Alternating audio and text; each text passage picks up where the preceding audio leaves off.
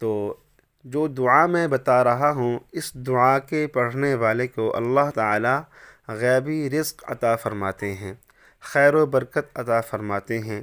جہاں سے رزق کا کوئی وسیلہ نظر نہ آ رہا ہو، انسان مایوسی اور نا امیدی کی گہرائی میں گرا ہوا ہو، ایسے شخص سے پریشانی دور ہو جاتی ہے، اس شخص کا دسترخواں نہایت ہی وسیع ہو جاتا ہے۔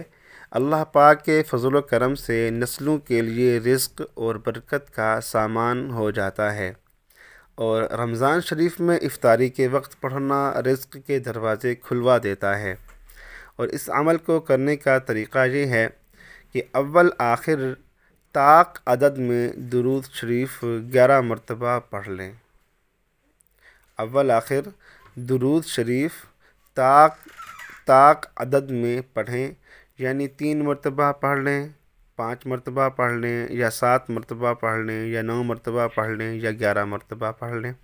یعنی طاق عدد میں درود پاک شروع میں پڑھنا ہے اور آخر میں پڑھنا ہے، اور درمیان میں یہ قرآنی دعا پڑھنی ہے۔ وہ دعا آپ کے سامنے اسکرین پہ آ رہی ہوگی اور میں بھی پڑھ دیتا ہوں۔ اللہم ربنا انزل علینا مائدۃ من السماء تکون لنا عیدا لأولنا وآخرنا وآیۃ منک وارزقنا وانت خیر الرازقین۔ یہ سورہ مائدہ ہے اور آیت نمبر 114 ہے۔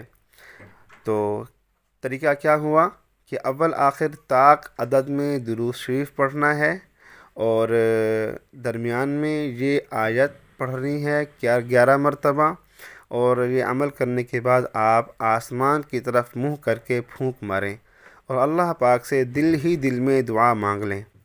تمام زندگی بھر اس عمل کا معمول رکھیں، دن میں کئی بار بھی کر سکتے ہیں، اور رمضان المبارک میں افطاری سے پہلے یہ عمل کریں۔ انشاءاللہ بہت جلد اللہ تعالیٰ آپ کو غیب کی خزانے سے رزق فراہم کریں گے۔ اللہ تعالیٰ ہم سب کا حامی و ناصر ہو۔ السلام علیکم ورحمۃ اللہ وبرکاتہ۔